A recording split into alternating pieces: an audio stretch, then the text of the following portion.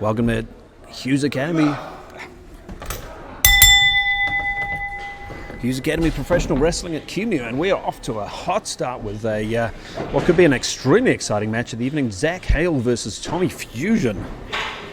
Both guys extremely athletic, extremely well versed in, I guess, what you call a high flying style, but also their technical games is probably on par with each other. It's we've seen a lot of Tommy Fusion matches, we've seen a lot of Hayle matches here at Hughes Academy, but this might be each other's opponent that might be the most well suited to each other. This one could go either way. And as you can see, I said there, the technical game of both men is often underestimated. Often known as high flying guys or tag team guys in Hayle's case. But their technical game certainly nothing to be sneezed at. Both of them trading hold back and forth very quickly. Hayle on top there with that nice takedown on a Tommy Fusion. To make no bones about it, Tommy Fusion will be not taking his breath back. The guy's got cardio. He'll be thinking of a creative way to get out of that hold. And I tell you what, you hit a spine buster on someone, they're going to release the hold. But Zach straight back on the attack. A bit of a, I don't know if you maybe call that a warning Fujiwara armbar, but grinding Tommy's face there into the mat with a half Nelson. Tommy exactly where he was in the ring, straight to the ropes. And I said before, both of these men really known in the high-flying scene, both extremely quick competitors, and you see there just from the technical start of this match, both of them extremely fast with those holds and counter holds. Zach may be a little bit stronger in the technical game to start the matchup, but Tommy, very, very tough competitor, very, very capable, certainly not be making it easy on Zach. But Zach straighter there with the headlock. Tommy's got to be feeling a bit of frustration on this one now. Zach seems to be getting the better of him a little bit in the technical start of this match. Not necessarily going to win a match with a headlock, but you'll certainly get in your opponent's head, send them a little message that you can control their body over them doing it. Again, Zach transitioning almost to a wrist lock, but head straight into the top turnbuckle. That's got to be a bit of a surprise to Tommy. Having your face drilled into the top turnbuckle is bad enough, but if you don't see it coming, it's even worse. Can't even brace for it. But Tommy didn't even see Zach coming, but knew he was coming straight over and right into a beautiful arm drag. Follow up with a second one. Hayle is stunned. Tommy going right into what he knows best, which is that speed game. Oh, and that drop kick right to the ribs of Hayle. Oh, you see the pain on Hayle's face. Christ, I think I feel it just by watching him. The crowd is fired up behind Tommy Fusion and straight with the jumping back elbow. A move that Tommy is extremely well versed in, but that punishing chop. If Zach was stunned after that drop kick and back elbow, that chop certainly woke him up, and that beautiful snap suplex. Zach, and a really deep cover. 2 count, but that was a close 2 count. I think that big, fast flurry of aggressive offense there from Tommy Fusion might have stunned Hayle at this point. But Zach again going for a big knee. Tommy Fusion countering right out of it, going for what he normally does. There's the drag. Oh! Thought he was going to go for the dragon suplex, but as much as I said, Tommy's gotten the one up on Hayle. That beautiful enziguri and dropkick combination. Tommy Fusion is down and Zach is back in control. I warned you, ladies and gentlemen, at the beginning of this match could be very well back and forth. These two men are very well versed with each other's style, both very similar styles when they're wrestling, and we're certainly seeing a big back and forth match right now. Fusion hit a beautiful chop on Hayle earlier. Looks like Hayle's given a little taste of his own medicine. The crowd's called for a second chop, and Hayle is not a man to disappoint. Hayle, as much as he is a high flyer, as much as he is an athletic guy, going back to the technical game with that chin lock onto Tommy Fusion. You see Tommy there trying to push the elbow and push the arm of Hayle up, trying to get himself relieve some of that pressure on his windpipe and his chin. Hughes, enough to break the hold a little bit, but Zach straight back on top with an elbow. Almost looked like to the center of the spine. And that is going to send shooting pains right up your extremities. Zach Hayle there, certainly feeling himself now. Those disrespectful, I don't even call them kicks, but shoves, I guess, to Tommy Fusion.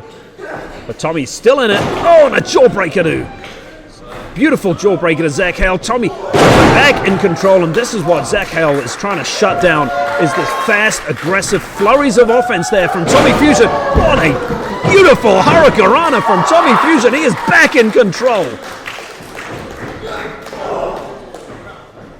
And if Zach has any hope of winning this match, he needs to shut down these fast, aggressive flurries from Tommy Fusion, because they are going to cost him the match sooner or later. Tommy... Oh!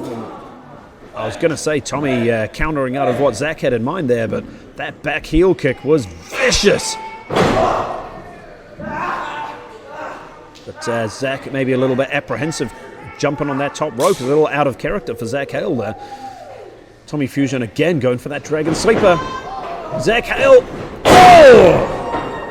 was going for that handspring back elbow that he's done many times.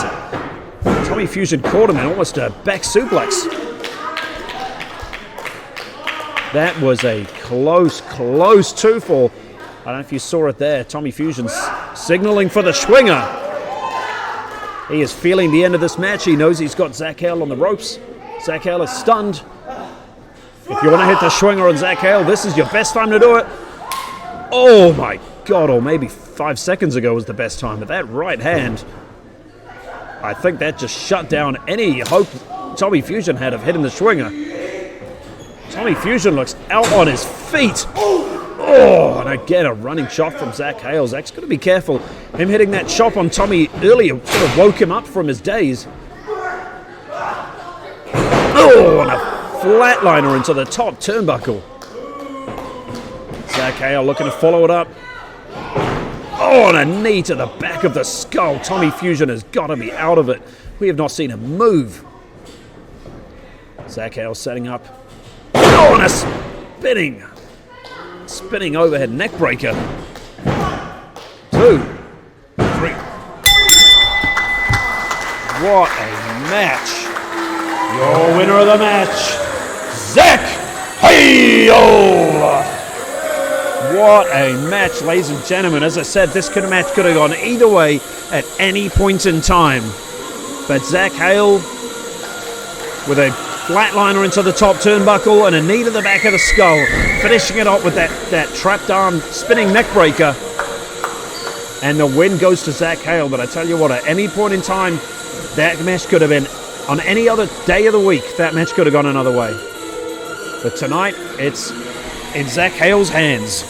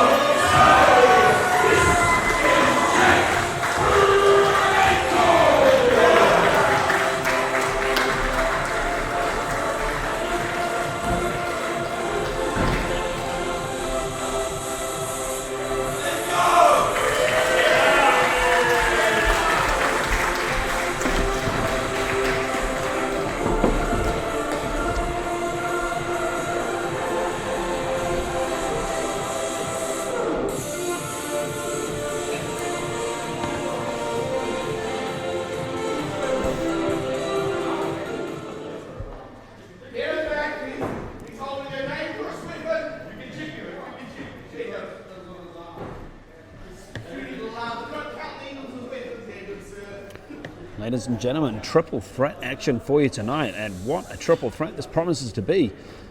3 extremely different styles from these ladies and gentlemen.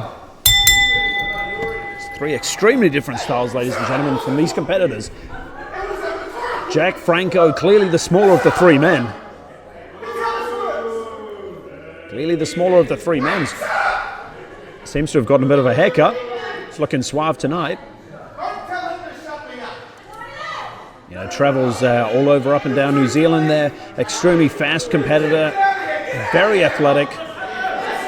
Extremely good in the high flying game.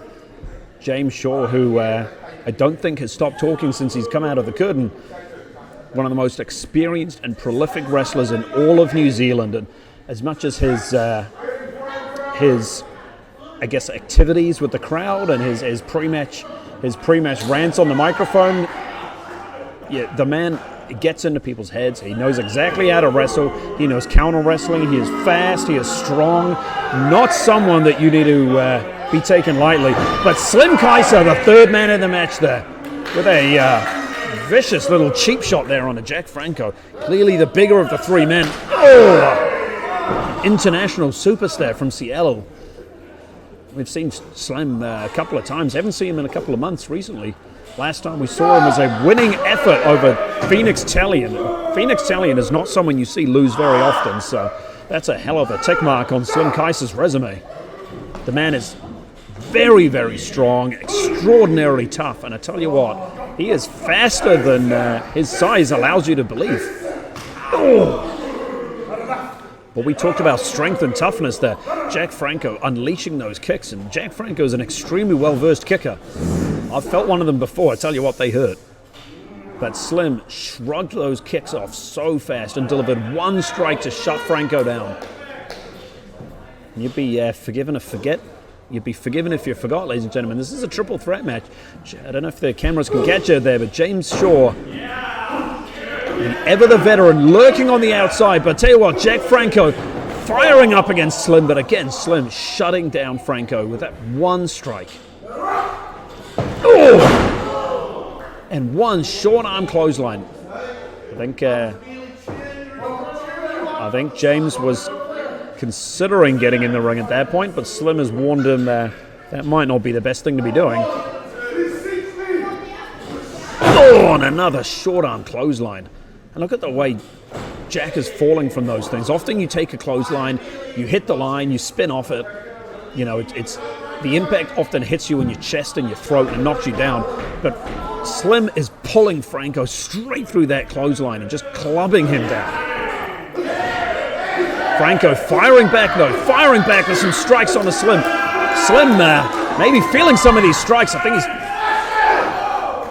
Jack firing up massively, delivered big clothesline to Slim, who looks like he's stunned at this point. 1 more, going for a 3rd big clothesline on a Slim Kaisa. I thought Slim was going to shut him down there with a clothesline of his own. Jack going for I think Jack was going for a big crossbody there, but I tell you what, the strength of Slim Kaisa, the impact of an entire human being couldn't knock this man over. But Franko managing to get out of what could have only been a devastating power slam. And firing up again. Oh! Vicious knee to under the chin of Kaisa. But I tell you what, Kaisa, we have not seen him leave his feet. You know, he was, I think we'd say he was stunned after that big knee. Oh, look at that. The Weasley James Shaw. Ever the New Zealand professional wrestling veteran and legend. Trying to take advantage of a stunned Slim Kaisa and a Jack Franko that I think stunned himself, running straight into the brick wall that is Kaisa. I think Kaisa is sick of James's antics now. He is stalking James, but I tell you what, ever the veteran, James Shaw, luring Kaisa in, heading him straight into the top, into the what is actually the hardest part of the ring, the corner post, and James is on another level now. The viciousness we're seeing. As I said, the veteran of New Zealand wrestling, James Shaw, he clearly knows there is a limited time that he's got while Slim is out of the action for him to put away Jack Franko. It's never an easy prospect, though. Jack Franko is an extremely, extremely tough competitor. But if anyone can put Jack Franko away quickly, I'll tell you what, James has the experience to do it. And he's hefty and he's quick. Slim still hasn't moved after being hit into that into that ring post. But again, Jack Franko, possibly one of the toughest competitors in New Zealand, firing back still. Another knee right under the chin of James. James Shaw is out of it. Big running bulldog. It looks like Jack Franko is firing up this window that... Oh, I thought we were going to see one of the biggest upsets that we're going to see here, probably this year, with Jack Franko pinning James Shaw. I was about to say James Shaw might have given himself an opening by taking Slim Kaisa out of the match with that ring post shot. But it gives Jack Franko the opportunity as well. He doesn't have to worry about that third man in a triple threat. And the toughness of Franko here, he has been in the ring the entire time. James has been lurking outside of the ring, by Slim has beaten the holy hell out of Jack. The fact that this man is still moving, Jack was going for the suplex there, but James, I think, clubbed him around the ear to break the hold. Oh, and that vicious leg breaker. That vicious leg breaker from James Shaw right onto the shin and the knee of Jack Franko. Jack is screaming in pain, while James just uses his body weight to wrench on that little tweak to the knee and the leg. And it doesn't matter how tough Jack Franko is, it doesn't matter how fast the young man is, it doesn't matter how explosive his offense is. If he can't stand up from a leg breaker, then all of those strengths go for naught. And James Shaw, this might be, maybe he was using the offense there from Jack Franko to get a sense of who the man is before he could counter it. But Jack, again, as I said, ever the tough competitor. Maybe he doesn't need that leg to put down James Shaw if he doesn't have to stand up, and just wrestles the man down with a leg hold. Modified heel hook there from Jack Franko, but I think James was considering tapping out there, clearly feeling some pain in the knee. But I tell you, I don't think there's an easier way to break a hold than punching a man in the face. But again, as I said, the explosive offense from Franko, that knee to under the chin. Normally we'd see Franko fire up and we'd see him make a big recovery from a knee like that, but the injury to that leg has really slowed Franko down, using his entire body there to shut down James Shaw again with that knee to the side of the head that time. That knee looks like it caught James Shaw in the temple. James is down the... Oh, and Slim Kaisa back in the match. I thought we were about to see, and I think we were going to see, one of the biggest upsets you're likely to see this year. But Jack, I thought I was about to say Jack, ever the fighter, delivering hands to Slim Kaisa, but Slim shut the man down with a single strike again. It looks like James Shaw trying to politic his way into Slim Kaisa's good books at this point. And I'll even put in a good word for the man upstairs.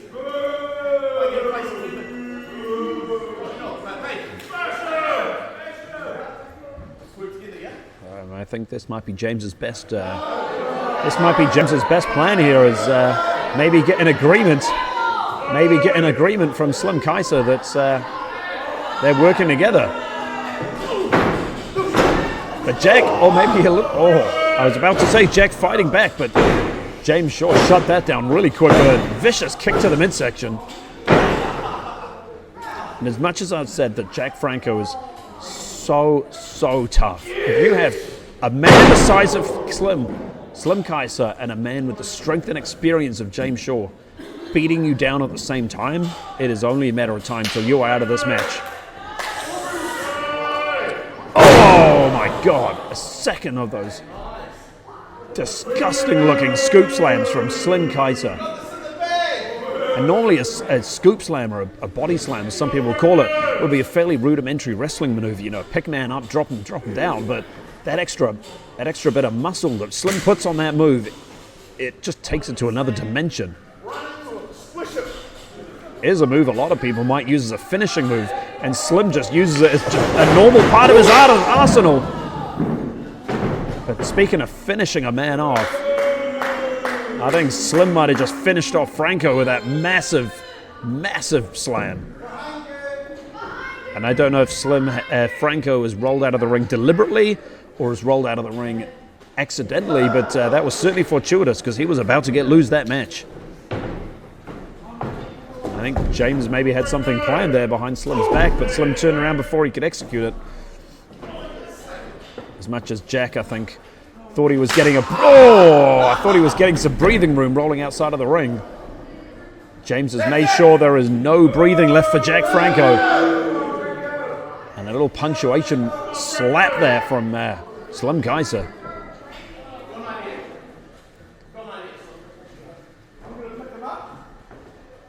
And at this point, the two bigger, stronger men are just bullying Jack Franko.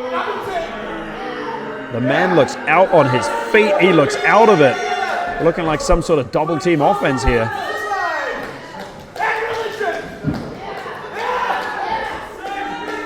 I mean, this didn't work. James Shaw playing up to the crowd like that didn't work for him last time. Maybe they've done enough. No, I was going to say, maybe they've done enough damage to Jack Franko to stun him this time, but certainly not. Shoving James Shaw right into Slim Kaisa. A little meeting of the minds there from the two men. Jack Franko, going for it. I don't know if that was a scissors kick, but James Shaw shut that down really quick. Clubbing row right to the side of the head. And James Shaw is angry, just stomping on the side of the head of Jack Franko right there. And again, as soon as maybe Franko thought he was rolling out of the ring to get some air and get some recovery time, James Shaw has dragged him back in the ring. Oh my God! What a spine buster there from Slim Kaisa, but I think we might be seeing a breakdown of this temporary little alliance at this point. Slim clearly thought that he deserved the win after that big spine buster. James clearly thinking that he's the one that should get the win after his experience. I tell you what, James, you might be able to get Slim Kaisa not to punch you in the face for a little bit of time, but you're certainly not going to be able to get the proud competitor from Washington to give up a win for you.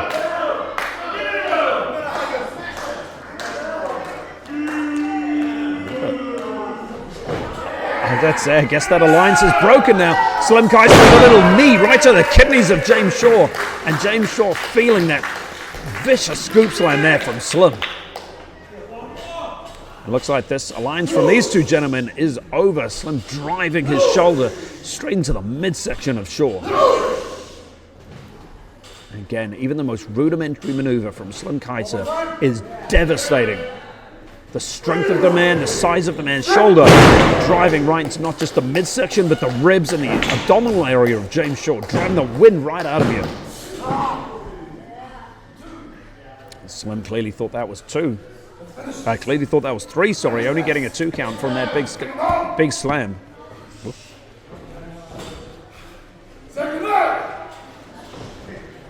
Slim Kaisa looking like he's calling for the end, but Jack Franko, out of nowhere with that rolling knee, straight to the chin of, I think, both men at the same time. James Shaw's rolled out of the ring. Slim again, stunned from that big knee. Another knee there from Jack, and Jack is fired up with those blows, right? Oh my God, another knee to the chin, Slim, but again, Slim is knocked off his feet, but that scissors kick sure as hell did it. Slim Kaisa is down off his feet. This is the first chance that he has had the opportunity to win there, I thought, but James Shaw straight back. Oh, and that devastating spinning power slam. Your winner of the match, James Shaw! That spinning aeroplane power slam that James Shaw has been using so effectively lately, capturing him the win.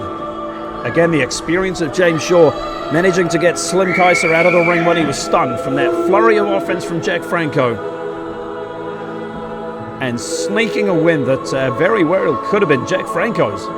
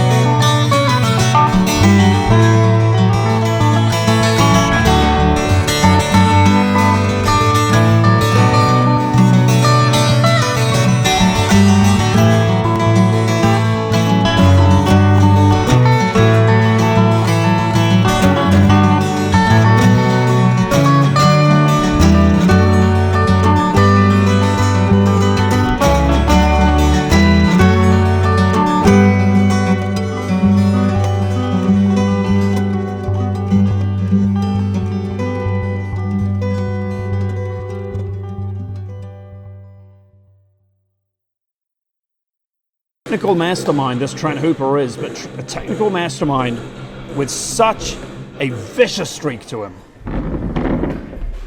Hey, Trent!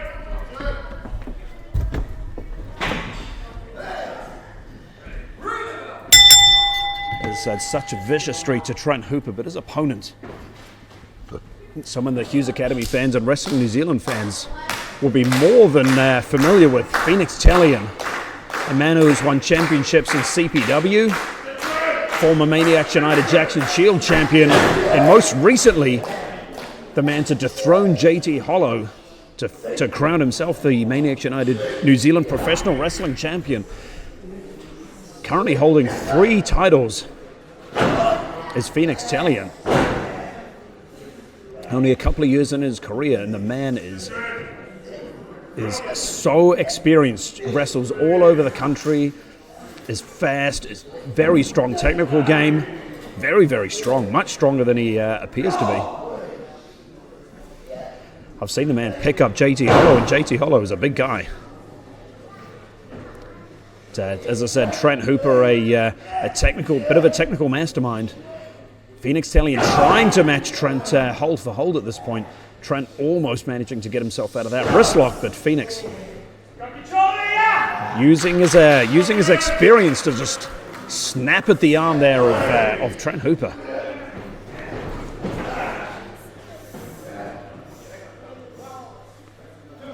Trent managing to muscle Tallion right into the back of the corner again, following up the big kick to Tallion's midsection.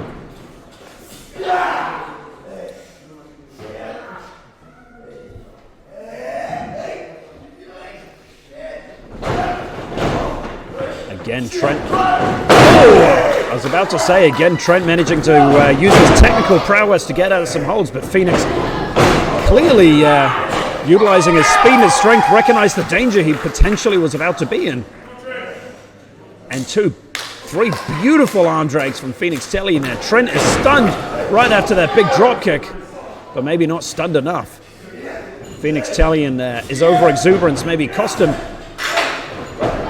driving himself into that top turnbuckle. Again, that big drop kick from Phoenix Tallion.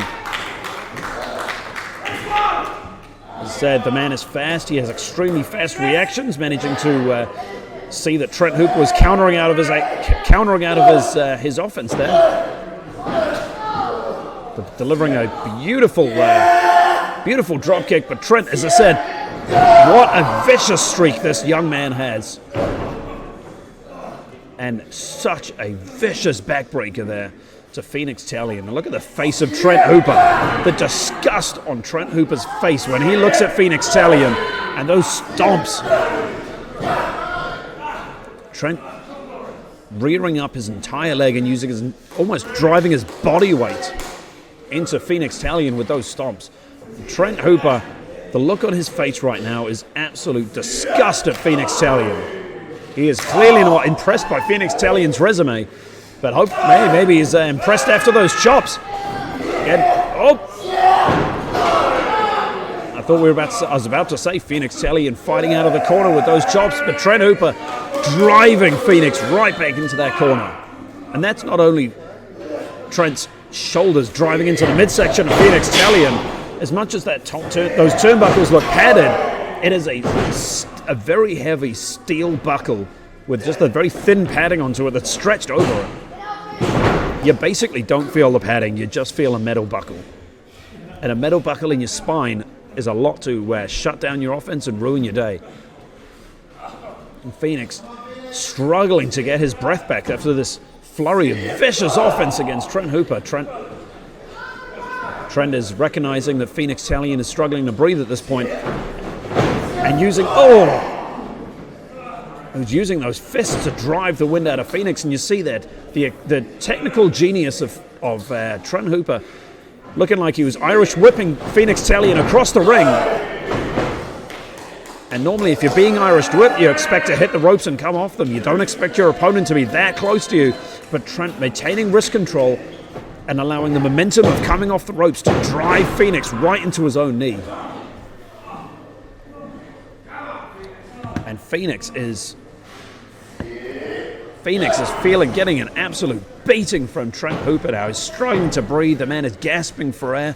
I don't know if you can hear him, but I can certainly hear him from the commentary desk, just gasping. And again, Trent going straight back to the midsection, trying to drive the wind out of Phoenix Tallion. And this offense from Trent Hooper, I think, might have caught Phoenix Tallion, who's normally a very confident and very capable competitor. I think this offense from Trent has really taken Phoenix by surprise. It's certainly. And Phoenix now, after that close two-fall, struggling to get to his feet, having to use the ropes to get up. But Trent, a man that isn't massively experienced, he's reasonably fresh to the wrestling scene, but with almost a veteran maneuver there, not giving Phoenix a second to breathe and trying to get to his feet before Trent was on the offense. Phoenix, though, fighting back, trying to get out of this dangerous suplex that he's in. Trent Hooper recognized the danger that potentially he wasn't going to execute the suplex maneuver, transitioning it straight to a small package, and again, the stomps to the midsection. That looked like it was to the hip of Phoenix. Trent is not giving Phoenix Tallion an inch to breathe at this point. And there he goes, Trent hitting that suplex that he was attempting to hit before. And a close two-fall off that suplex, which really shows the damage that Trent has done to the back and the ribs and the midsection of Phoenix Tallion. A suplex often, you're not going to get, may not be a match-winning maneuver, but usually you put a man down. But that was almost a match-winning maneuver just because of the damage that has been done to Phoenix's ribs. But Phoenix, again, extraordinarily tough, showing why he's a champion, is a fighting champion, with a blue thunderbomb right onto Trent Hooper. That was almost a 3 count. I talked about almost getting a 3 count just before from Trent's suplex. That blue thunderbomb from Phoenix Tallion out of nowhere. Phoenix clawing his way to his feet, trying to get himself back into this match, trying to fire up, although he's still clutching those ribs. Going for the burnout. Phoenix Tallion looking like he was going for the burnout, his finishing maneuver, but Trent, again, a single shot to those ribs, just to shut Phoenix's offenses down. And again, Trent has devised a strategy for this match, and he has not wavered, punishing the midsection of Phoenix Tallion. Trent might have been lying in wait for Phoenix there, looking to roll him up. Phoenix straight out of it. Oh, and a sling blade. Phoenix is trying to fire up out of the danger that he's been in for this match. Trent Hooper clutching the back of his head. Oh, and a knee to the skull of Trent. Trent is stumbling. Oh, and my God, that running knee.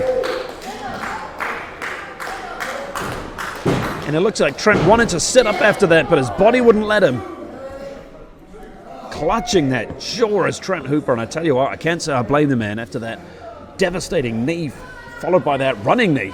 That knee combination that Phoenix Tallion has used to very effectiveness in the past. Straps her down. Phoenix is feeling it. And again, looking to hit the burnout. The move that's won him match after match after match. But looks like Trent has clearly done his homework, countering out of it with a beautiful crucifix pin.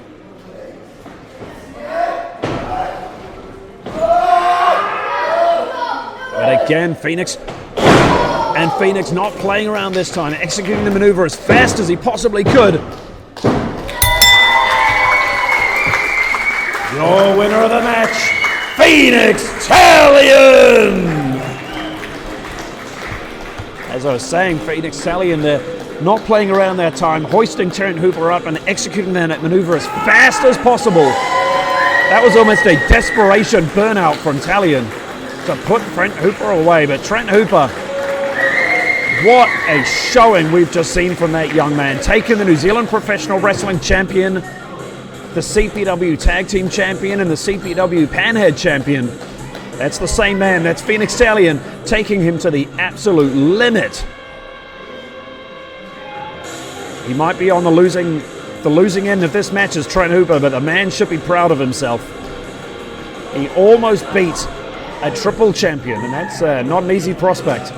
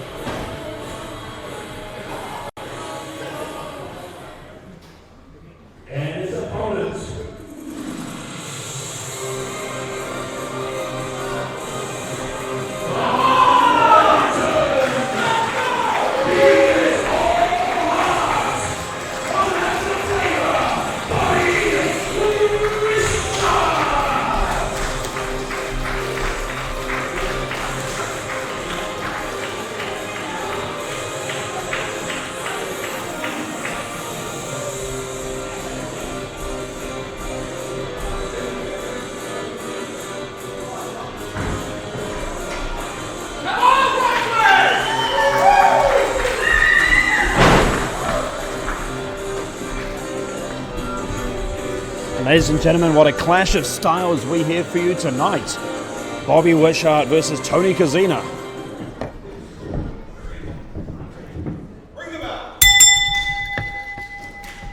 Tony Kozina, a man that we've seen as a special guest referee a couple of months ago. I haven't necessarily seen him in the ring at Hughes Academy. A very well experienced competitor. Years and years of experience all over the world. And I tell you what, you don't get to be the head trainer at the Hayle dojo and work with New Japan Pro Wrestling unless you are extraordinarily good at what you do in the ring. And Tony Kozina is that man. Bobby Wisheart, a man that we've seen put himself up against some of the finest talent in New Zealand wrestling. You know, we've seen him test himself against Graham Hughes. We've seen him test himself against Jake Sheehan. But Tony Kozina could be on another level as an international talent. And Bobby Wisheart clearly not intimidated by Kozina. Almost trying to match the man hold for hold there. But I tell you what, if I was Bobby Wisheart, I would not be wanting to trade technical holds with Tony Kozina. He is on another level with his technical game, and he will break every part of your body just to win that match. And the man knows how to do it as well. As you can see here, the transition that we've just seen from Tony Kozina, going from a wrist lock to a hammer lock, almost to a modified Kimura lock, in a matter of seconds. Tony's out of that maneuver. My God, I'm at a loss for words. Tony out of that maneuver so fast with that roll. And Bobby Wisheart again, I guess, trying to test his technical prowess against Tony Kozina. Really, maybe trying to impress the man. But Bobby Wisheart, you don't win a match by impressing your opponent. You win it by pinning. And Bobby needs to get out of these technical. Bobby needs to get out of these technical holds, get out of this technical danger, and start doing what he's known for, which is speed and explosive offense and athleticism. And Bobby there breaking the hold right in the corner. Tony clearly understood where he was in the ring, going straight for that corner to break the hold. And talked about Bobby Wisheart impressing Tony Kozina. Maybe Tony was a little bit... I don't want to say apprehensive, but cautious approaching Bobby Wisheart. He clearly understands that Bobby's better at the technical game that he's given him a little bit of credit for in his match planning.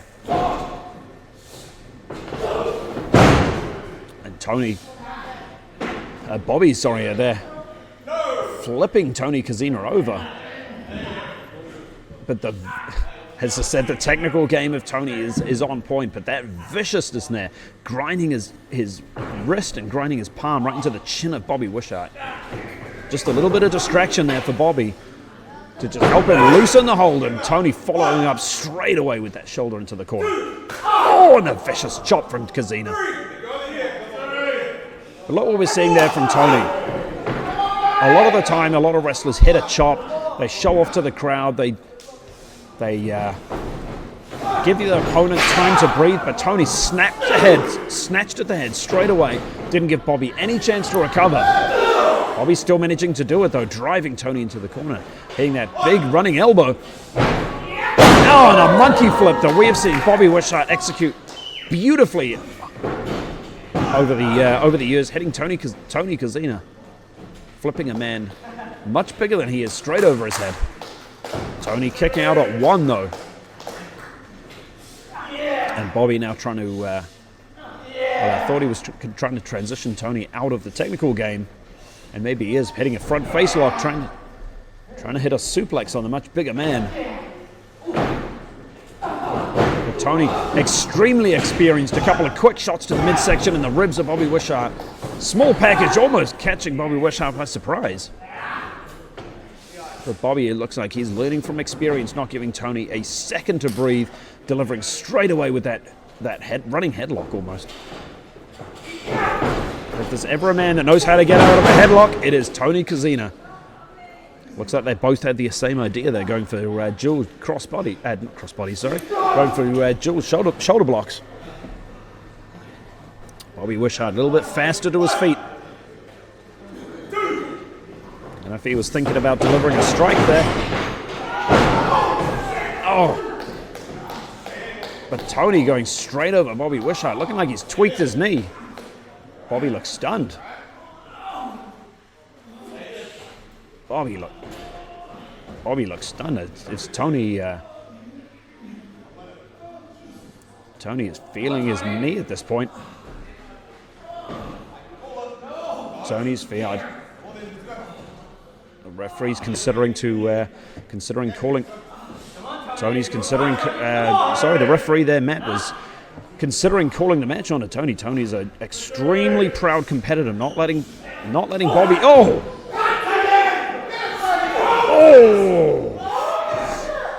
As I said, Tony is an extremely proud competitor, but sometimes you need to learn when to call a match to not cripple yourself.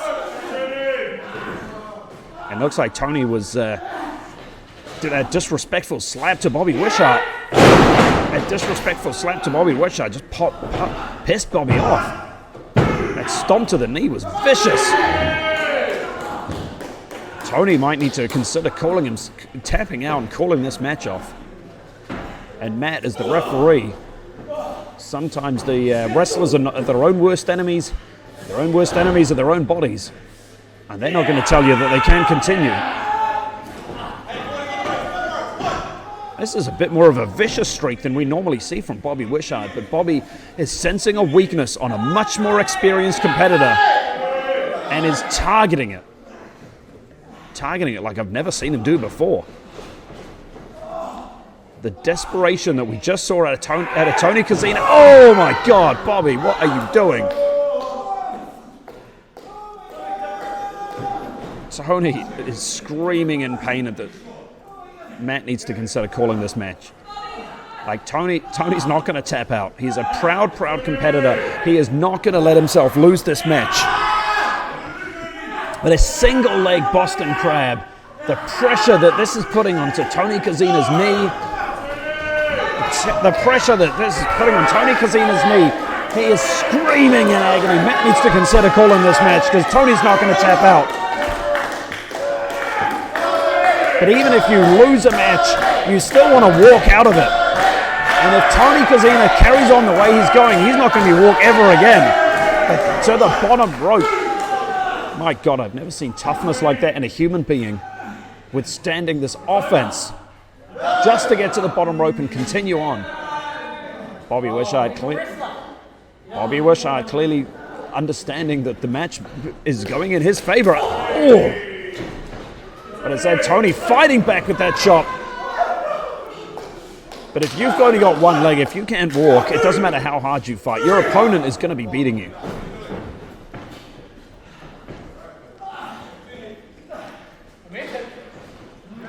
It looks like Bobby is really feeling it there a bit. A lot more, as I said, a lot more of a vicious streak from Bobby Wisheart that we normally see. And the strength of Bobby hoisting Tony up with one go. Oh, and a TKO. That has got to be it. And maybe that must be the... Oh! He is out at 2. I was about to say this might have been merciful for to Tony Kozina that he doesn't have to tap out, but kicking out at 2 from the TKO.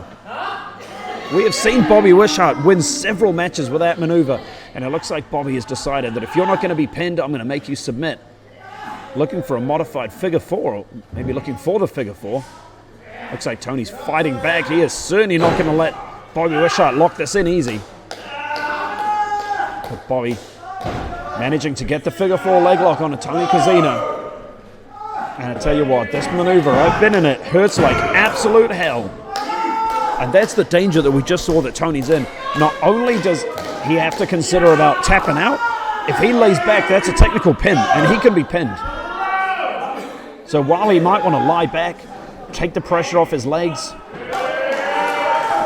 he's not going to let him, but rolling over like that reverses the pressure, and Tony Kozina is punishing Bobby Wisheart now for the pain that his leg is in.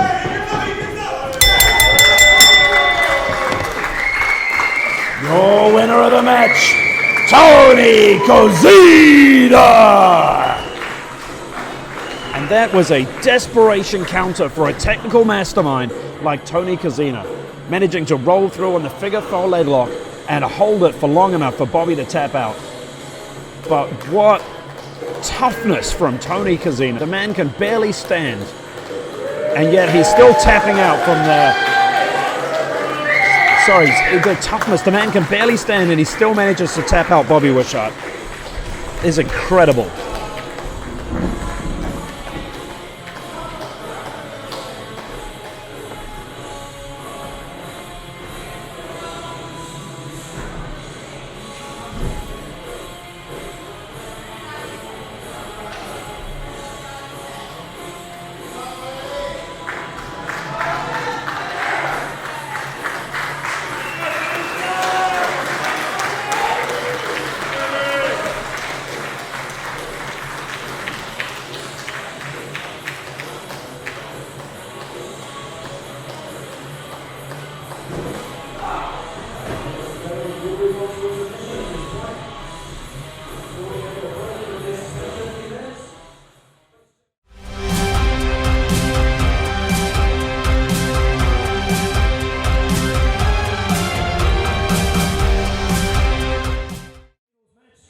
one fall with a 20-minute time limit. Is up. Introducing first. Dorian hits off down.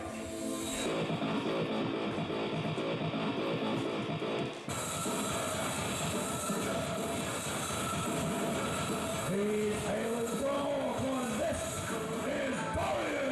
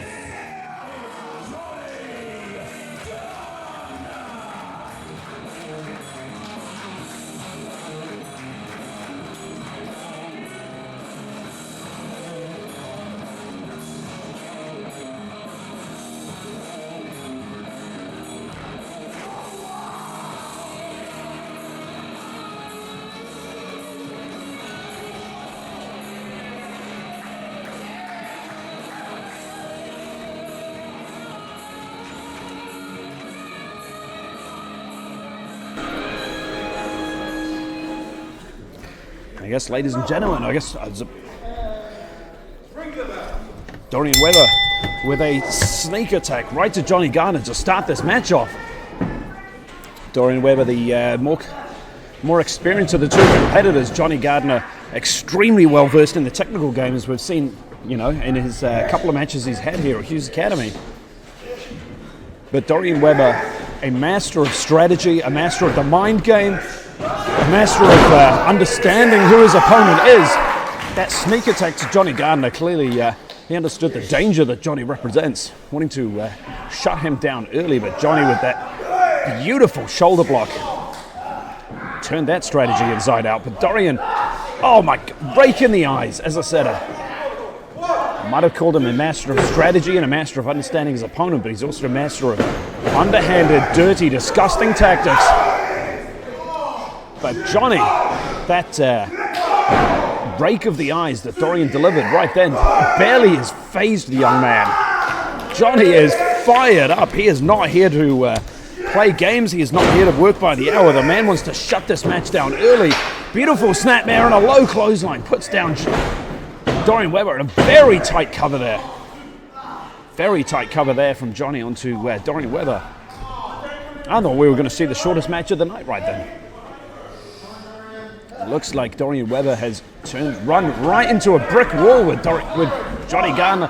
But again, the master of the dirty tactic, the master of strategy, Dorian Webber, looks like he almost suckered Johnny in. Almost suckered Johnny in and choked him on that bottom rope. And again, choking Johnny Gardner on that bottom rope, that middle rope. And it doesn't matter how good you are in the ring. It doesn't matter how good your technical prowess is. If you get choked out in the ring, you get choked out. You can't fight. And if anyone who understands that, it's Dorian Webber. I've seen him choke people out on the ropes many times before. But Johnny, the man is a pit bull. This Johnny Gardner is absolutely relentless. Every little bit of offense that Dorian has delivered to Johnny Gardner so far, Johnny has delivered back with strikes, and some really vicious looking strikes as well. It looks like Dorian is understanding, again, as I said, understanding his opponent, something he's very, very good at. He's understanding really quickly that you need to keep Johnny Gardner off his feet, keep him down on the mat, and stop him from getting his angles and delivering those strikes. Maybe he didn't do it there as well as he should have. Johnny Gardner back to his feet, two massive strikes. And looks like Johnny Gardner trying to deliver a suplex on Dorian Webber. Dorian's seen it come in and countering out of it. Again, striking Johnny Gardner straight to the mat. And this has got to play right into Dorian Webber's hands. Keep Johnny on the mat. Keep him off his feet. If Johnny Gardner can't deliver those strikes, then Dorian Webber's in a much safer position. And it looks like Dorian Webber has decided on that strategy and is mastering it, is delivering it to perfection there. A couple of beautiful hammer blows to the back of Johnny's head, looking like he was lining up for a leg drop there.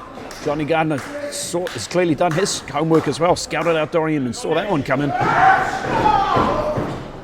Again, dodging the back elbow. Looks like Johnny Gardner's trying to get his breath back. Oh, and a vicious lariat. Another vicious lariat. Johnny Gardner is running through Dorian Webber with those lariats.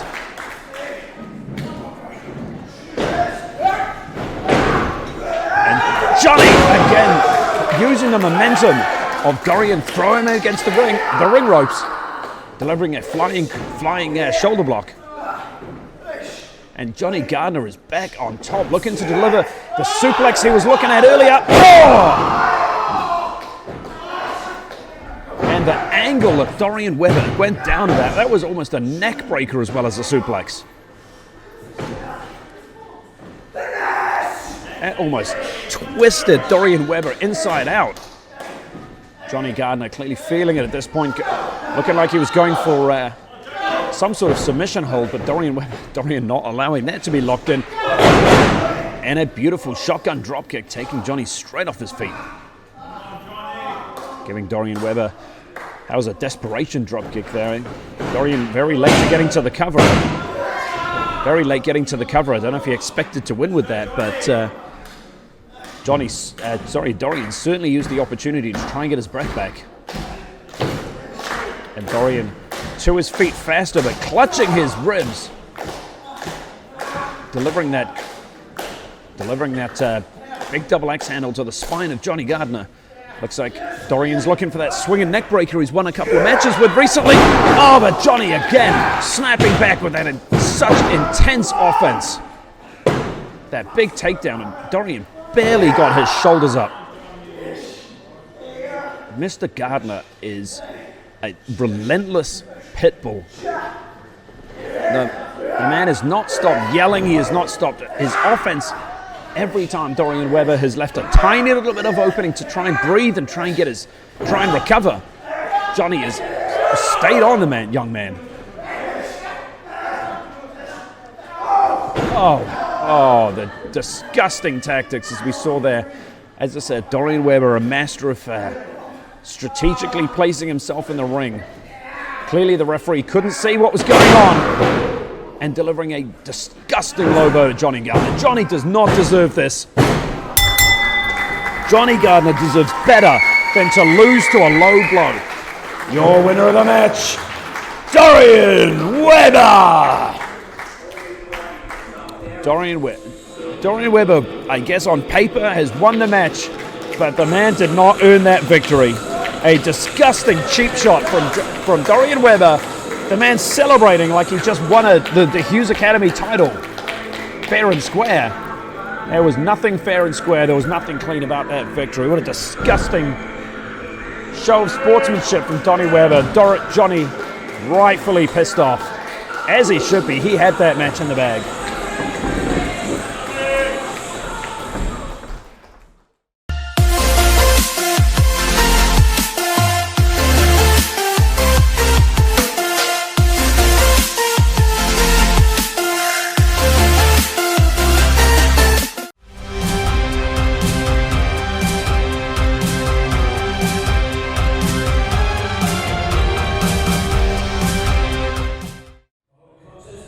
One,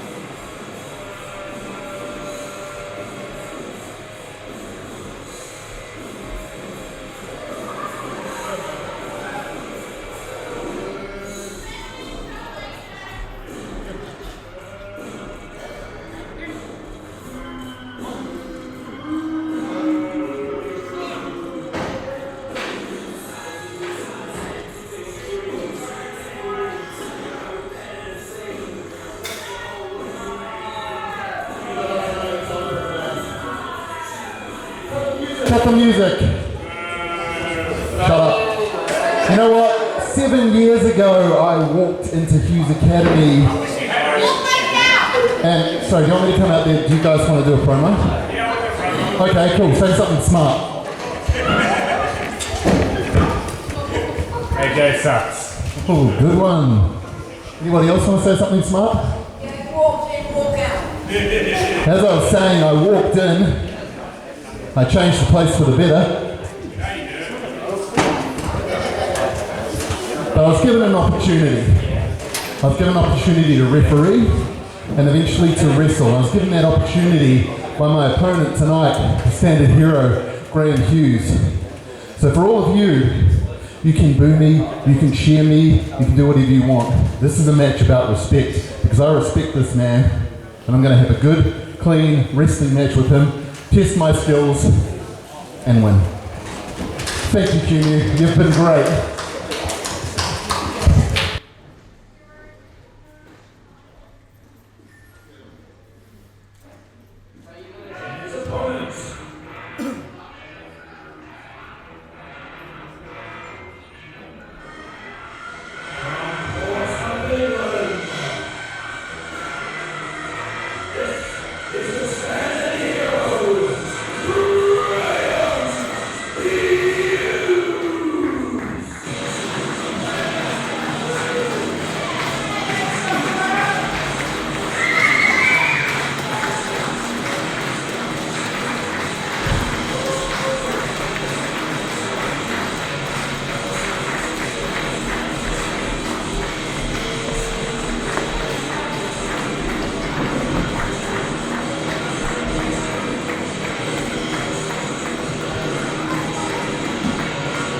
We have seen a lot of people in this ring tonight who you could call technical masterminds or technical wizards, but none as much as this man right here, Graham Hughes, a veteran of the UK wrestling scene, a veteran of the New Zealand wrestling scene. Extremely technically gifted as Graham Hughes. He's an absolute general in the ring, is this man. And not only technically gifted, extremely good playing the referee, playing dirty tactics, pushing the limits of what the referee will allow in a match right to its limit. And if there's anyone that's going to be teaching AJ Murtagh a lesson, it's going to be Graham Hughes. And I tell you what, I hope the lesson from Graham Hughes is taught to AJ Murtagh, and I hope it's taught well. Looking like we're starting off with trading wrist locks in the early portions of the match. If there's anyone that you don't want to be trading wrist locks and holds with, I tell you what, it's Graham Hughes. And Graham Hughes just wrestling circles around AJ Murtagh, going from a wrist lock to a headlock straight to a hammerlock. Graham uncharacteristically breaking the hold before the referee had even started counting. Maybe Graham's feeling a little bit more respectful in this match than he normally would be. And I tell you what, AJ, bit of a show of respect there, shaking Graham Hughes' hand. I tell you what, if I was Graham Hughes, I wouldn't be shaking AJ Murtagh's hand. I'm surprised AJ didn't pull any dirty tricks at that point. And maybe that was the expectation, you know. As I said, AJ Murtagh was no stranger to dirty tactics and dirty cheap shots, and maybe if you expect him to pull a cheap trick and he doesn't do it, maybe that gets in your head a little bit more than pulling the trick that you expect. AJ now looking apprehensive, almost apprehensive with trading holds up against there with Graham Hughes, and rightfully so. Graham Hughes knows his way around technical ring, knows his way around technical wrestling. AJ there thinking he had Graham Hughes with a bit of a modified armbar, I should say.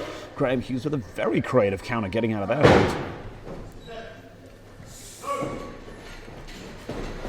Again, AJ working his way to his feet.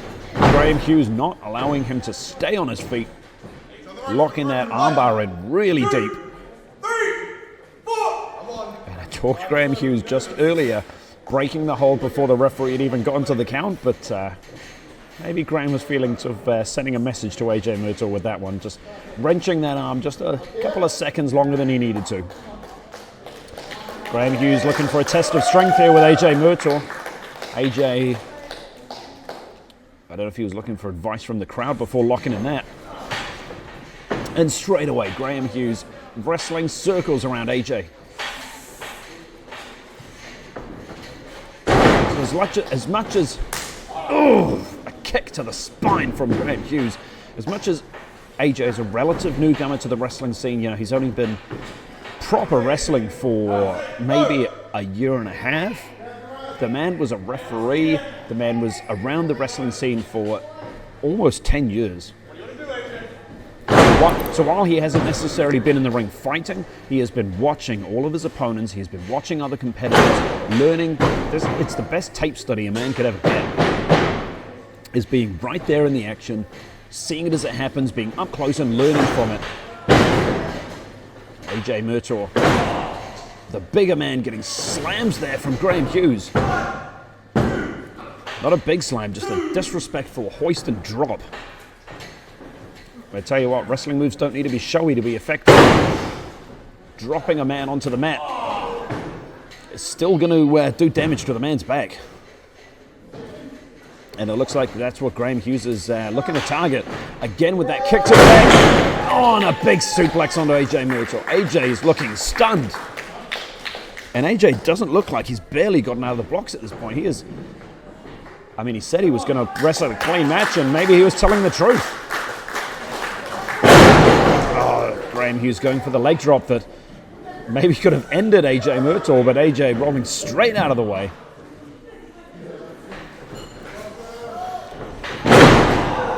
And I think AJ was going for his diamond cutter, a move that has won him several matches, but Graham Hughes clearly has done his homework. Clearly he's done his homework and managed to wrestle out of that one. I don't know what... if AJ Murtagh now is looking to recover in the corner. Graham Hughes is... Oh! I couldn't quite see them, but I saw AJ poke the eye, but did AJ just low blow Graham Hughes? Your winner of the match, AJ Murtagh! I don't know, I couldn't quite see from this angle, and clearly the referee couldn't see it, but I think AJ just low blowed Graham Hughes in what could have been the upset of the night there. AJ Murtagh beating a almost 20-year, maybe more, veteran there for Graham Hughes. And AJ, he's clearly got something planned with that top turnbuckle. Ripping apart that top turnbuckle now is AJ Murtagh. Looks like he has got dastardly plans now for Graham Hughes. And, oh my God, no! Ramming Graham Hughes' head straight into that metal top turnbuckle. And that's not only solid metal, and very heavy solid metal, but there's a hook on the top of that turnbuckle facing upwards. That hook straight into the face, the eye maybe of Graham Hughes, and Graham is clutching his face. And I can't say I blame him. AJ playing with the crowd there, the people that he was taunting right at the beginning of this match. Graham Hughes is absolutely stunned.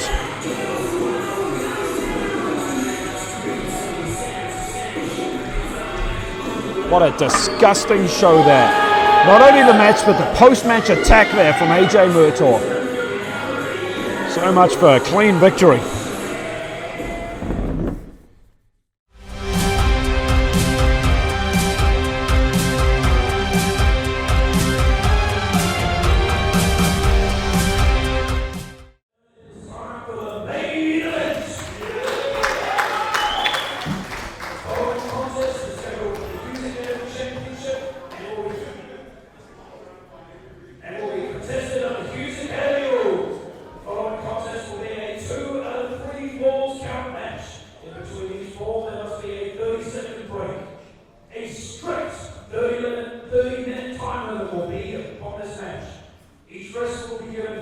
public warnings before they are disqualified and the match is over. And countouts outside of the ring will be to the count of 20. In saying that, introducing first the challenger.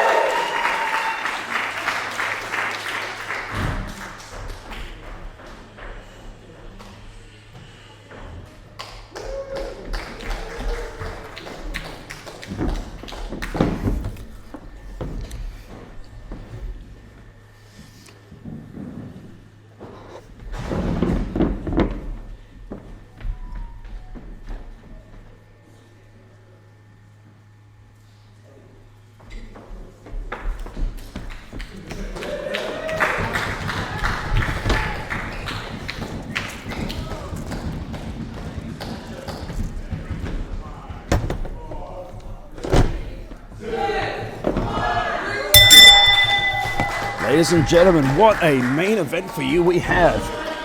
Spartan, a man who beat Dorian Weather last month to crown himself the #1 contender and earn himself this championship match. But Frankie Quinn, she has beaten everyone that has stood against her. She has beaten giants, behemoths, she has beaten high flyers, she's beaten technical masterminds, she's beaten cheaters and clean wrestlers all in her stride. Frankie Quinn has been one hell of a fighting champion.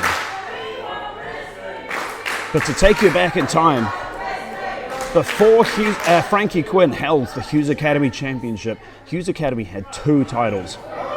the Hughes Academy Men's Championship, which was held by Spartan, and the Hughes Academy Women's Championship that was held by Frankie Quinn. Spartan had an extremely long road to get to the Hughes Academy Men's Championship, eventually dethroning Ruben de Jong after roadblock after roadblock after roadblock to crown himself champion, whereas Frankie Quinn held on to the Hughes Academy Women's Championship for over 4 years, beating absolutely everyone, defending that title, and even in non-title matches.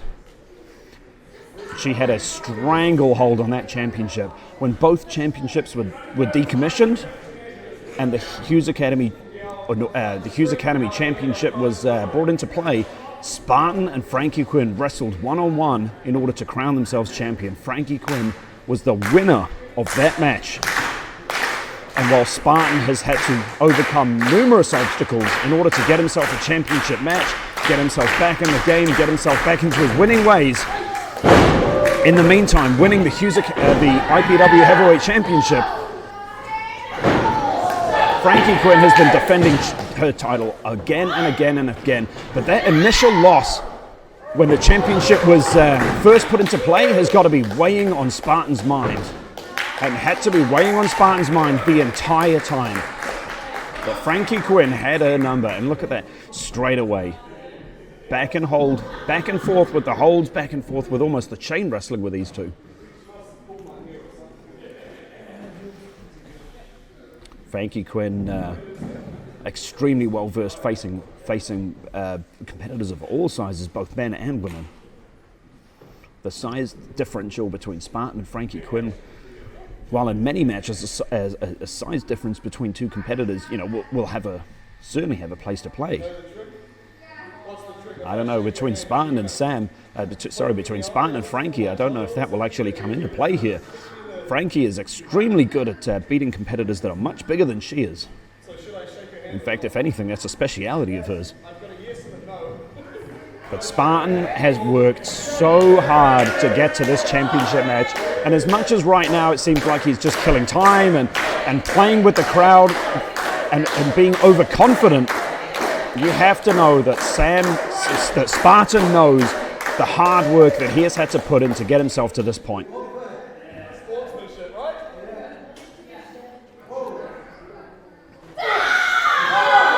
And as we said that before, it seemed like Spartan was taking Frankie Quinn lightly and taking this match lightly, playing with the crowd, but straight away utilizing that handshake to almost a test of strength there. And I tell you what, if a test of strength between Frankie Quinn and Spartan, as much as Frankie Quinn is very, very, very strong, Spartan is, he's a beast. And if you've ever seen his Instagram, he's a beast in the gym as well.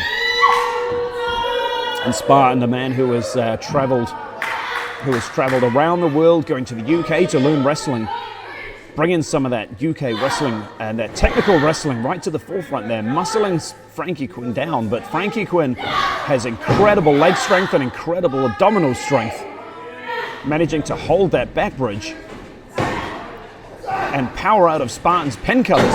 But Frankie, again, as I said, the abdominal and the leg strength of Frankie Quinn, flipping Spartan right over her, using his momentum and a beautiful Japanese arm drag on a Spartan. Another one taking him by surprise. It looks like Spartan is stunned as we start this match. Frankie Quinn with a beautiful Hurricanrana, was whipping Spartan across the ring. Spartan is stunned and Frankie Quinn is fired up. Looks like Frankie Quinn is not going to give Spartan the breathing room to try and recover with a beautiful cannonball onto the outside of the ring, sending Spartan right into the floor. Oh, that kick to the ribs. Oof. That looked painful. I mean, a lot of it looks painful. Oh, and Frankie Quinn with that chop. And a lot of people can deliver a chop, and a very nasty chop, but Frankie Quinn's are vicious. And Frankie taking full advantage of the fact that we're at 20 counts outside of the ring. Maybe taking a couple of liberties there, getting the fans involved, but I tell you what, the fans love it. And Spartan looks like he's barely recovering. We're halfway through the count at this point. Frankie taking full advantage of this long count for Hughes Academy Championship matches.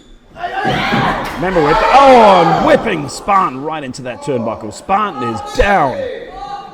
And Frankie Quinn is feeling it. Looks like Spartan is struggling to get to his feet now. Really struggling to get himself up.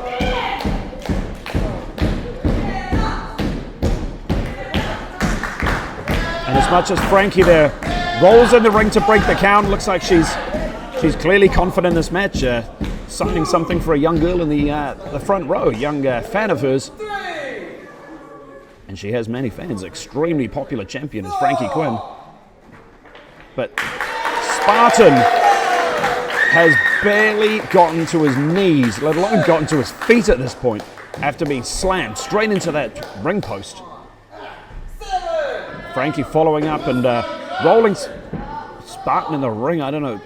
Is Spartan? After Spartan was hit into that ring post, I think I can see now why he took so long to recovering. I think he's bleeding from where his hit that ring post.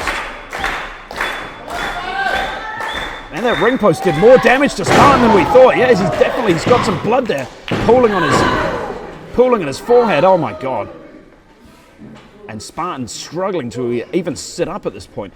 That shot from his head straight into that turnbuckle not only has split the skull of Spartan open, it's clearly done some cranial damage because, I was about to say Spartan's a lot slower than he normally is, but managing to counter. Oh my God! He managed to counter out of the sliced bread there that Frankie Quinn has won many, many matches with, but that tilt-a-whirl DDT, a staple of her arsenal, absolutely drilling Spartan's head right into the mat. And ladies and gentlemen, as much as Spartan, taking that shot to that ring post is going to daze Spartan, eventually that daze starts to clear, the fog starts to clear, your head starts to recover, but having your face bleeding like that, I can tell you from experience, the blood gets into your eyes, it stings, you can't see, that metallic taste, that metallic smell that you start feeling. Oh my God. Winner of the first fall goes to Spartan.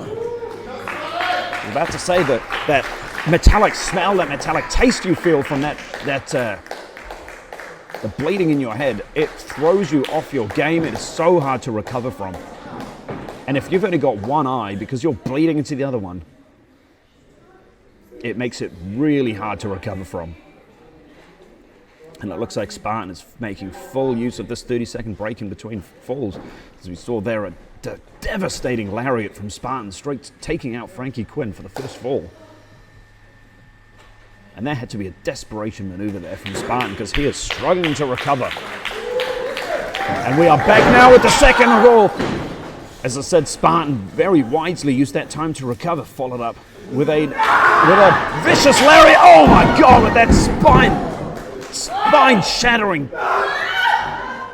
Oh, I was going to say spine-shattering cannonball, but I tell you what, talking about spine-shattering is that damn powerbomb. I thought we were about to see a new champion. Spartan drilling Frankie Quinn into the ring with that powerbomb. I'm surprised we didn't hear a crack of the ring breaking with that. That was forceful.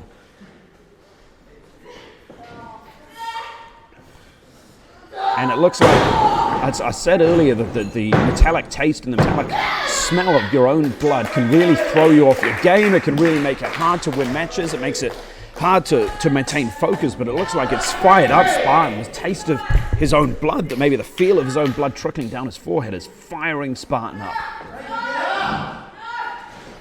Oh, and drilling his knee and his own body weight right into Frankie Quinn's jaw.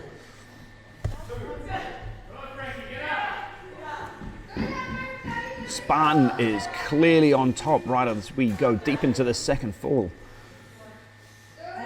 But it looks like Spartan, gone is the overconfidence, gone is the playing with the crowd and playing with his opponent. Spartan is clearly understanding the strength and the speed of his competitor. This is a different Frankie Quinn than he wrestled for the inaugural Hughes Academy Championship. This is a more experienced, I don't want to say desperate, but she is certainly wanting to keep hold of that championship. And I think Spartan is starting to understand that he is going to have to shift into another level and shift into another gear to shut down Frankie Quinn. And that scoop slam certainly will do something like that. That will shatter your spine and rattle your head. And those kicks to the spine of Spartan. From Spartan. Frankie Quinn has got to be feeling pain, not only in her back of her head, but all through extremities. The damage done to her spine could really, it makes your extremities tingle. And when you get slammed into the mat like that, as much as it does damage to your spine, it just rattles your brain around it, rattles your head around it. It makes it so hard to recover. When your brain is hurting and you're foggy, it makes it so hard to recover from any sort of damage. But Frankie Quinn is a fighting champion, and even if she is in agony like she clearly is right now, she will not give Spartan the satisfaction of laying down. We're still seeing Frankie Quinn fight back.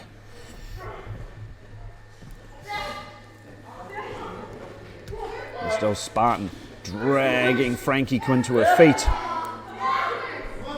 Maybe feeling a little bit more confident now. But Frankie with a desperation DDT, driving Spartan into the ring. And Spartan managing to kick out, not a strong kick out, just rolling out of them. Rolling out of it. But Frankie Quinn is starting to fire up. She is getting herself back into this match. Clearly sensing an opportunity here where Spartan is struggling to recover from that DDT. As I said, the blow to his head, the fogginess and the blood seems to have fired him up, but it's still going to hurt like hell when your face and your head get slammed into the mat. But Spartan, with a sit-down scoop slam almost. I thought we were about to see a new champion. I've never seen Spartan pull out that maneuver. Clearly he's been training, he's been watching tapes, he's been learning things. But you can see the strength of Spartan there, clutching Frankie Quinn from mid-air to deliver that maneuver. Frankie Quinn, I don't know if we just saw her last flurry of offense there. She is struggling to even move, let alone get to her feet.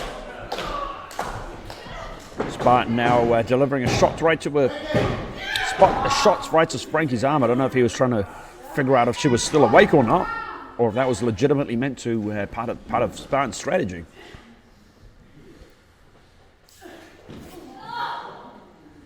With Spartan still in firm control at this point, but as much as Frankie is in danger in this match, she is one tough opponent, and clearly the disrespectful words there from Spartan, those disrespectful kicks, have just fired her up. Some vicious forearms right to the side of the jaw of Spartan, and Frankie using her size and using her speed to her.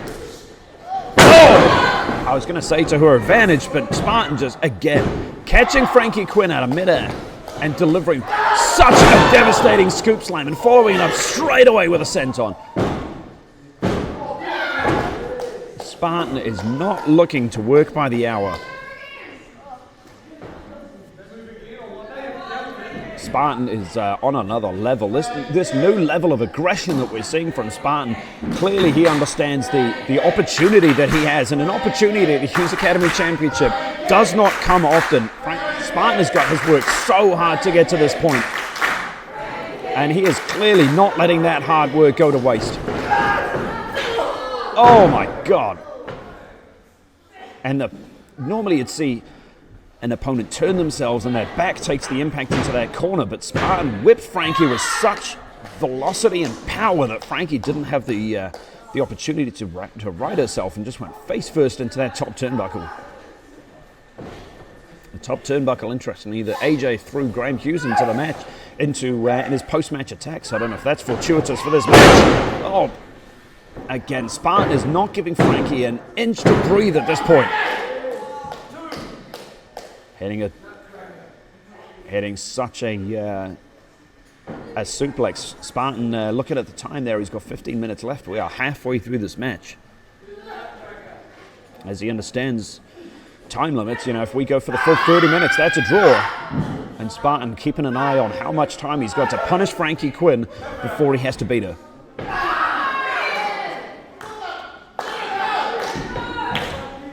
clearly Spartan understands that slamming Frankie Quinn into the mat over and over again isn't going to do the job. Maybe some submission holds and even choking Frankie Quinn out will do the business. But Frankie again fighting back against Spartan, delivering those vicious strikes. And going, oh my God!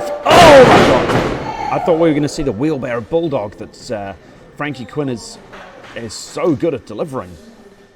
But Spartan understands his opponent. He has done his homework, catching Frankie right into a beautiful German suplex. Again, Frankie Quinn kicking out. But her flurries of offense are becoming shorter and fewer between. Longer between, I should say, sorry. And Spartan throwing Frankie Quinn out of the ring. Spartan, you can't win. Well, I guess you can win. I mean, if Frankie Quinn gets counted out, that's a fall to Spartan, and he's already 1 fall up, so maybe he's feeling that he can't pin Frankie. She's going to continue to kick out. So just stop her standing up. Get counted out. At the end of the day, a win's a win. But Spartan, maybe a prouder competitor than I am, dragging Frankie Quinn to her feet. He does not want to win by count out. Looks like he wants to beat Frankie fair and square in the ring. As much as Spartan was going to deliver a shot of Frankie right into the corner of that ring, Frankie countering out of it, saw it coming, is firing up again against Spartan with those strikes. And Frankie's strikes and slaps, they hurt like hell and they will put you down. I don't know what we're looking. Oh my God!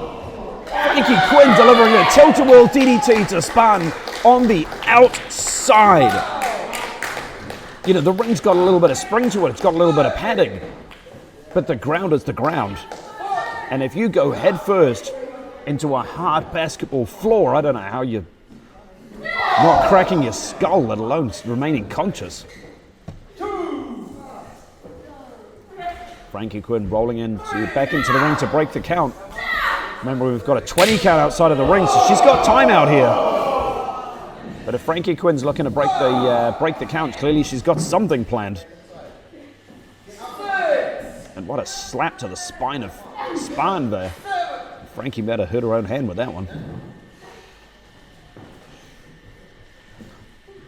Frankie rolling Spartan back in the ring, a little bit gingerly getting herself into the ring there. But while Spartan has delivered kicks to Frankie's spine, Frankie delivering one of her own. Right to the lower back of Spartan, Spartan firing back with strikes. Maybe looking for another one of those power bombs. He almost beat Frankie Quinn earlier with this power bomb. Oh my God!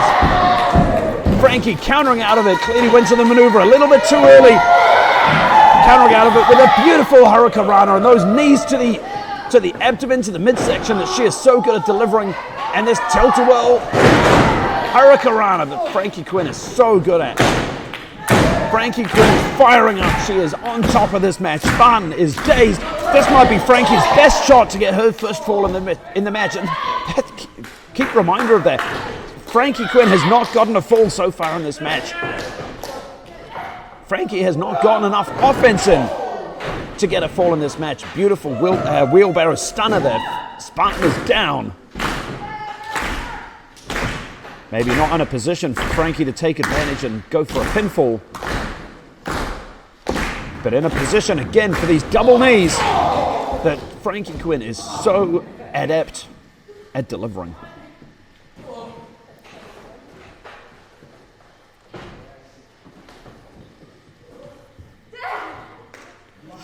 Frankie Quinn looking for maybe looking for a suplex on the Spartan onto the bigger man. And as much as that might sound like a ridiculous proposition, a suplex is all about momentum and it's all about angles and I was going to say it was about angles and getting under your opponent enough to flip them. But strength plays a factor too, and Spartan clearly had the strength to muscle Frankie up and deliver a spear of his own. And Spartan is measuring Frankie, trying to fire himself up, maybe looking for the spear. Oh, but Frankie saw that one coming and backing off and letting Spartan run right into her knee. Oh my God! Canadian destroyer right onto Spartan. Spartan is down. The second fall goes to Frankie Quinn. We are 1 fall apiece. And what a fall that was. A desperation Canadian destroyer. Putting down Spartan, and Spartan has barely moved. I don't think he knows where he is. He looks out of it. And to be fair, if you get flipped over and dropped on your head, I can't blame you for being out of it. The damage that the top of Spartan's head must have taken being thrown into that ring post, being DDT'd on the outside of the ring, being DDT'd twice on the inside of the ring, and now that Canadian destroyer, which is just a pile driver, with that extra spin that gives it a little bit of extra mustard. I don't know if Spartan even knows where he is, let alone knows where he is in the ring. Certainly doesn't know where his opponent is. The match is back on, Frankie. Oh! I was about to say maybe Frankie was using a little bit of time for Spartan to get in position for something. Clotheslining Spartan outside of the ring. Spartan clinging onto the top rope, but no, I talked about the top of Spartan's head. Again, damaged Spartan that is taken to his head, getting DDT'd onto the corner of the ring. And while the ring post might be a little bit harder, the corner of the ring is just metal, and it's a corner. It is damn hard, and it hurts like hell when you hit it. But having your skull cracked into the corner of that ring will put you out, and Spartan has barely moved. Maybe Frankie is hoping for a count-out victory for the second fall. Or maybe she's just looking at time to recover because Frankie's moving outside of the ring for herself. Spartan is needing help from the crowd to get to his feet. Spartan is looking for help from the crowd to get to his feet. I don't think he knows that Frankie Quinn is lying in wait right behind him. I thought she was going to go for a cannonball, a maneuver that she delivered earlier. But Spartan has caught Frankie Quinn. Oh my God, spine into the corner of the ring post. Frankie Quinn looks out of it. Oh, and my God. The viciousness and aggression we just saw from Spartan, driving Frankie Quinn's spine and head into the ring post, back of her head into the ring post, and swinging Frankie like a piece of sack of potatoes, a piece of raw meat, right into the chairs.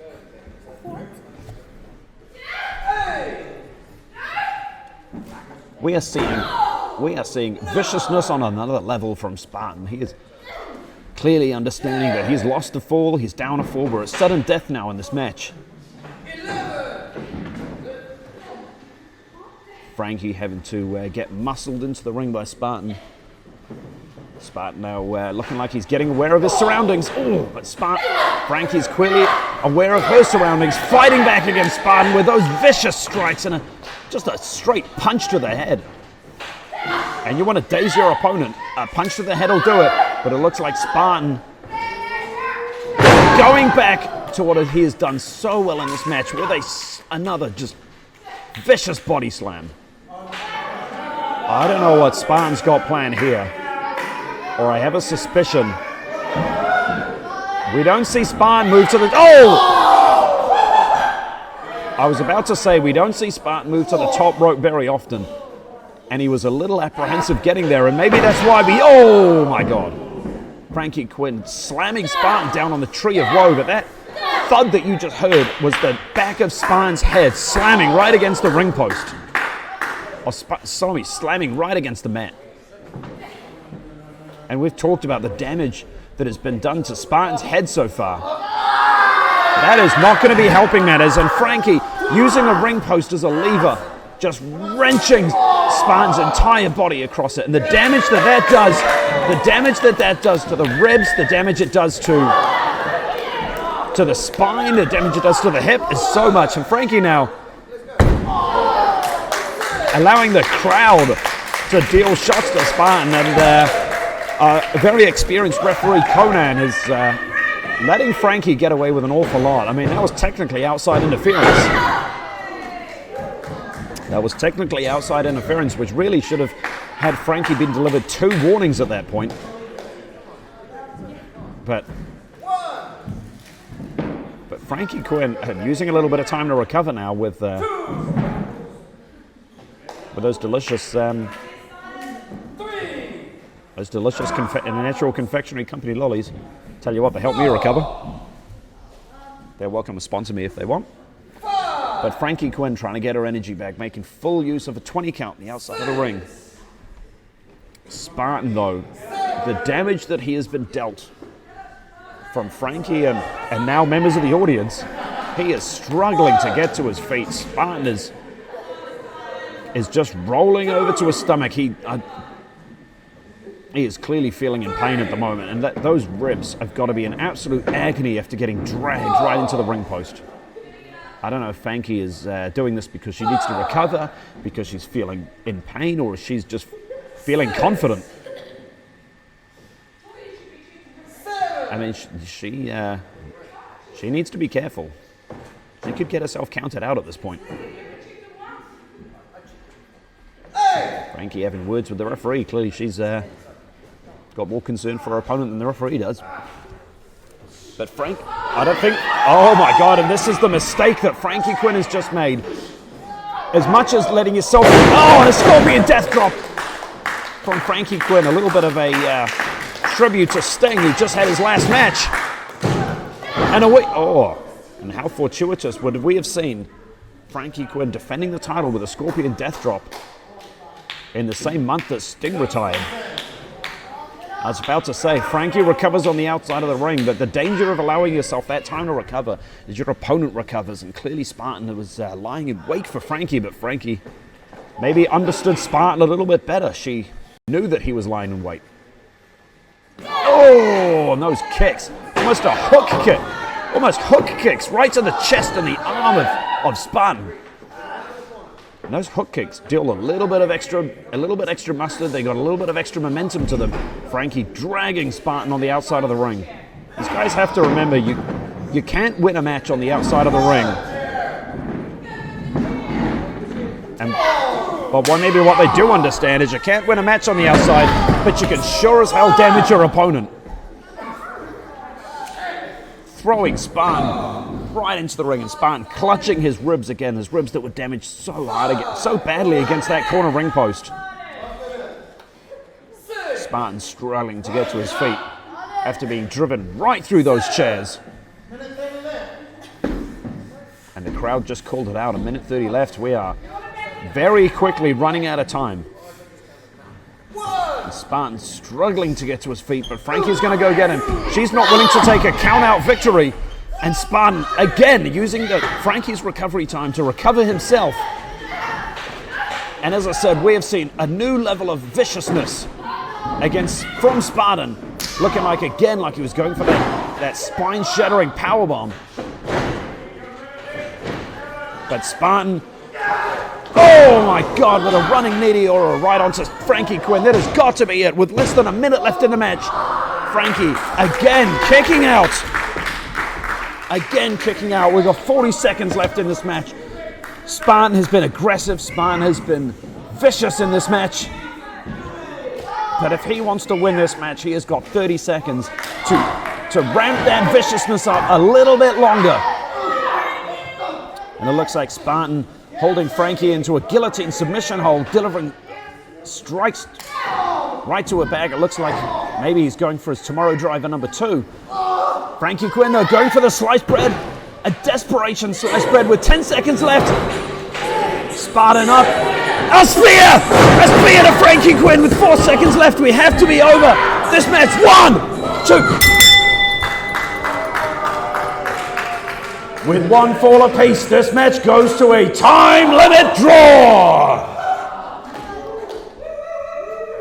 And ringing that bell has been the hardest thing that I've ever had to do in wrestling. Spartan was seconds away from winning that match. 1 count from Conan, and we'd see a new champion.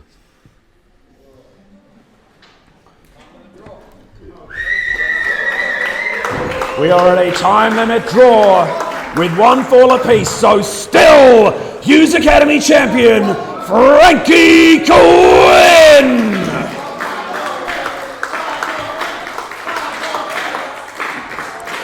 And Spartan pleading with the referee, begging for the referee, but at the end of the day, I said the rules right at the beginning. The countdown has been on the screen the entire time. We have a very strict 30-minute timeline. Very strict 30-minute timeline for the Hughes Academy Championship matches, and Spartan is furious. And I tell you what, I can't say I blame him. If he had been 1 or 2 seconds earlier on that spear, 1 or 2 seconds earlier, 1 or 2 seconds less, gas bagging with the